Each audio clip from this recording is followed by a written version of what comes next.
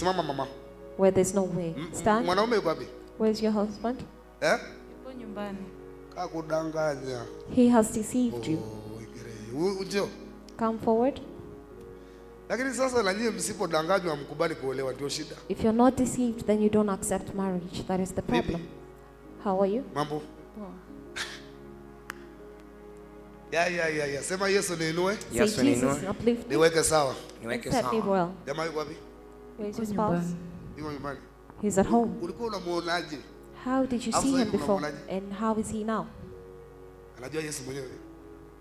Sawa. Ni maisha lakini. It's life.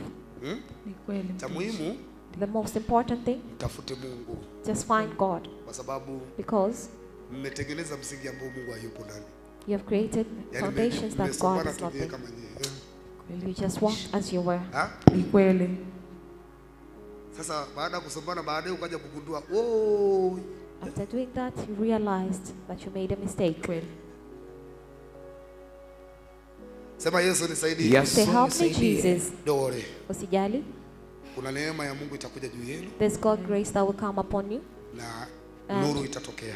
Light will appear. Kwa sababu pamoja na yote, aside from all, moyo wa pekee. You have a special heart. Umefanya maamuzi ya kuendelea hivyo. You've decided to move on. I congratulate you. Kwa sababu because mwanamke akiamua, when a woman decides on something, normally haishindikani jambo. Nothing is impossible. Amen. Wanawake jeshi kubwa hawana. Women are wanawake women are in the house. Mwanamke akiamua kitu, when a woman decides on something, ndio maana Biblia inasemaje? That's why the scripture says mwanamke mpumbavu a foolish woman nyumba yake kwa mikono yake will destroy their home.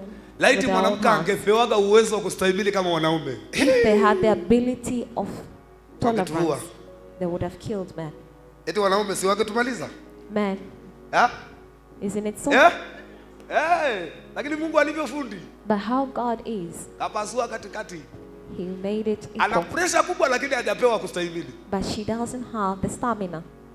Mimi nakuombea neema ya Mungu. I pray for God's grace on you. Ikutegemeze. Amina. Ukitoka hapo unakuwa after here you become ila kuna kamama usikasikilize tena kuanzia leo. But there's a woman, do not listen to her from today. Sawa?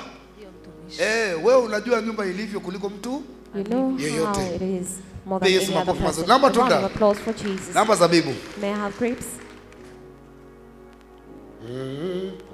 Hii inaenda kuwa sehemu ya chakula. This is going to be part of your meal.